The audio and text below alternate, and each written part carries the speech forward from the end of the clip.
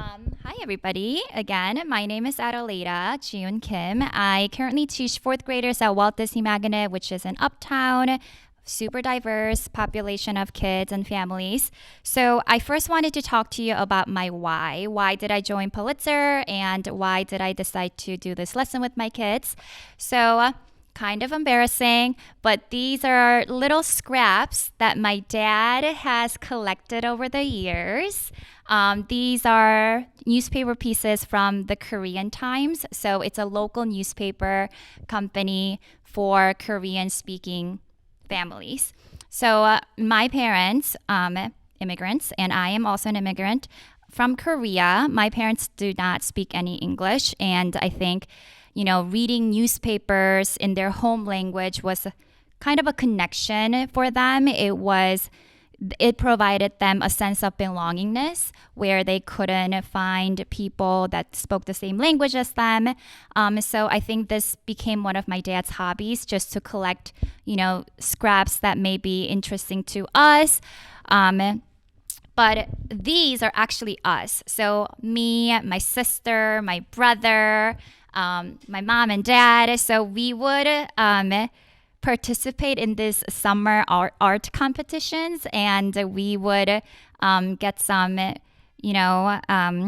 awards, and we would get interviewed by the reporters. So my dad collected these over the years.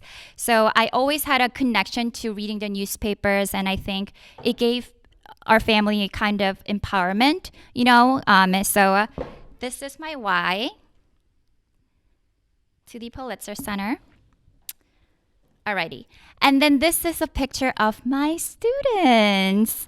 My fourth graders, as you can see, super diverse. It comes from different backgrounds and languages. So I also wanted to become a better teacher for them. So I sought out to join this fellowship because I felt like I had a lot to learn when it came to media and consuming and providing media that would benefit my students. Oh, thank you, Drea. Alrighty, so now to talk about my lesson, I read the book called The Proudest Blue, A Story of Hijab and Family. So this was a direct connection to the story called Holding Fire that was produced with the help of Pulitzer Center. She is a Muslim woman from New York who organized grassroots and it became one of the powerful activists in her community, uniting Muslim women and talking about how gender roles limit many Muslim women in their community not to go out vote, but to speak out for their beliefs. And then I found this book to make a connection. So it's written by a fencing Olympian and a fencer. And I thought that connection could be made between these two ladies and also my students who also wear hijab. So I call this lesson No Line Between the Water and the Sky. It's a direct quote from the book, Muslim Women's Voices Uplifting Communities. So we began this lesson by reading that picture book. And I recommend picture books to younger kids, obviously, but also older students, because I think using pictures and languages that are easy to understand for children and adult learners, I think that has a power in it. So the story takes place in America with women who face discrimination and lack of representation. And the story talks about how to embrace your identity and your community. Day one lesson, we talked about gender roles and different religions that we have in the classroom. And then lesson two, we moved on to the Holding Fire article, which was produced by Pulitzer Center. And some of the key topics that we talked about were activists, Islamophobia, and then day three, or maybe you could go on to day four, peer interview. So the reason why I did the peer interview was because I wanted to humanize each individual in the classroom, because I think fear comes from of not knowing. And I think all the panelists today talked about how people are afraid because they just don't know. So I wanted my kids to know more about each other, which we're going to participate in interviewing each other to get to know each other better. So we talked about what is a good interview skill. What are some good interview skills? You might have some biases, but is that going to affect how you're going to journal your responses?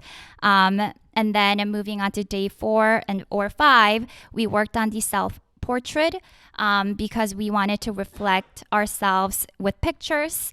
And some of the topics that we talked about were individualism and symbolism, because the book also talked about many symbolism throughout the story. So as a final presentation, not only we did the peer interview, but also the students created these self-portraits of themselves. So these were the pictures that the kids made. And as you could see, just by looking at the pictures, we could see how diverse our kids are. So I thought that was a beautiful way to end the project. And although Holding Fire itself, the article itself was too difficult for my 4th graders to read just because of the reading level.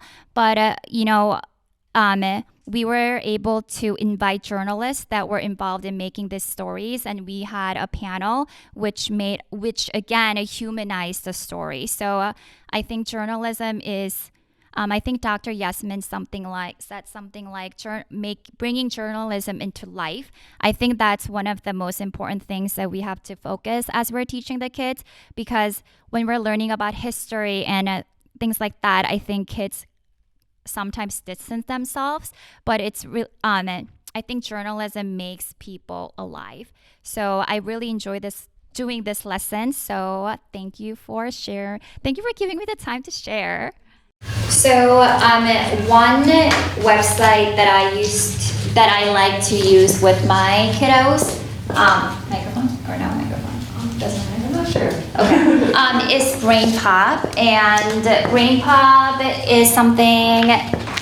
It's almost like YouTube, but for kid friendly. So one of the videos that I watched with my kids was called "How to Conduct an Interview," and we came up with the list of questions together as a class, and we also talked about we also talked about 6 key active listening skills. So pay attention, withhold judgment, reflect, clarify, summarize, and share. So these were some of the questions that my kids and I came up with.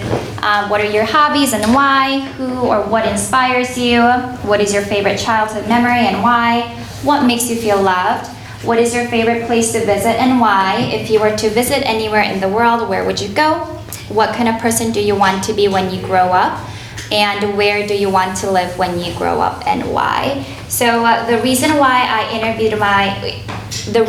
my kids interviewed each other was because like I said before, my kids come from various backgrounds, and I wanted them to learn the person behind whatever that could physically see. So, when we talk about women in hijabs, or when we talk about black boys in hoodies, I think that someone said it in the panelists, I think demonizing is the word that person used. I think when we don't know what's behind the faces, we get scared, or we just don't know, we're ignorant about who they are as a person. So I wanted these questions to reflect who my kids are. So this is the activity that I did with my kids, so that, I tell this to my kids always, it doesn't matter what grades you get, it's really about the person who you are. What kind of heart do you have? I just want them to be a kind person. I think that's my job as an elementary school teacher, and hopefully they get to meet these wonderful teachers when they go to middle school and high school. This is a practice, this is an interview practice that I conducted with my kids.